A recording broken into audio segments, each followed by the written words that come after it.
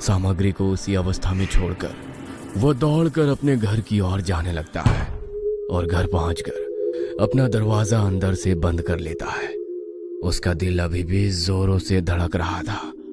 आकाश बहुत बुरी तरह डर गया था, लेकिन फिर भी कुछ देर बाद जब वो सामान्य हुआ तो उसने तय किया कि वो अपनी बची हुई साधना को अपने घर में रहकर ही पूरा करेगा। अगले दिन रात के 9 बजे एक बार फिर से वो साधना करने के लिए बैठ जाता है।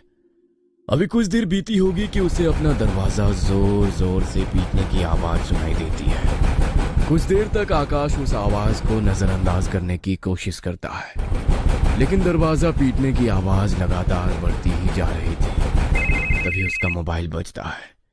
इस बार वो मोबाइल की आवाज को इग्नोर नहीं कर पाता और एक नजर मोबाइल की स्क्रीन की ओर देखता है। स्क्रीन पर मोना का नाम दिखाई दे रहा था। आकाश को अपनी आंखों पर यकीन नहीं हो रहा था। जिस लड़की को उसने पिछले 2 महीने में ना जाने कितने हजार बार फोन मिलाया था, इतनी रात गए अचानक उसका नंबर मोबाइल की स्क्रीन पर देखकर वो खुद पर काबू नहीं रख पाता और लपक कर फोन उठा लेता है। आकाश, तुम घर पर नहीं हो क्या? कब से तुम्हारे घर का दरवाजा पीट रही हूँ, लेकिन तुम दरवाजा ही नहीं खोल रहे हो।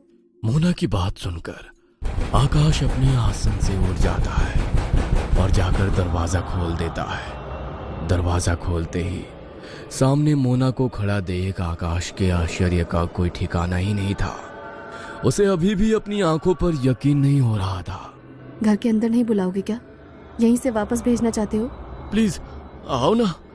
तुम कहाँ चली गई थी मोना? मैंने तुम्हें बहुत मिस किया।